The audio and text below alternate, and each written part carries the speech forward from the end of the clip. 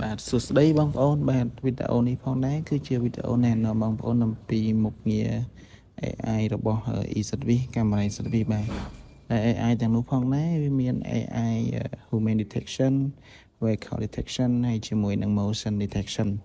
បាទដំបូងយើងចូលមកកាន់កាមេរ៉ាហើយបន្ទាប់ពីយើងចូលមកកាន់កាមេរ៉ាហើយយើងចូលមកកាន់ setting របស់កាមេរ៉ាបាទដែលនៅក្នុង setting នោះការចូលទៅ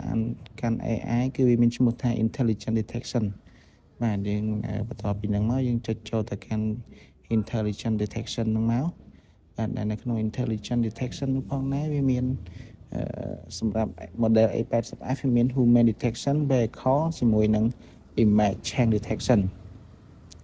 បាទចំពោះការប្រើប្រាស់គឺយើងគ្រាន់តែចូលហើយយើងចុចទៅលើ enable ឬក៏មិនមានហ្នឹងគឺយើងគ្រាន់តែចុចទៅលើ apply ទៅជាការស្រេចបាទអូខេបន្ទាប់ពីយើងបើកហើយយើងចូលមកកាន់ detective sensitive ដែលវាមាន3កម្រិតឲ្យជ្រើសរើស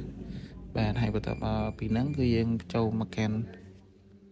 ការកំណត់ area detection ដែលយើងត្រូវ detection បាទយើងជ្រើសរើសកំណត់ area ហ្នឹងមកបាទហើយបន្ទាប់មកយើងជ្រើសពាក្យ cell បាទបន្ទាប់ពីនេះហើយគឺយើងបានប្រើប្រាស់ជាមួយនឹងមុខងារទាំងអស់ហើយបាទសូមអរគុណ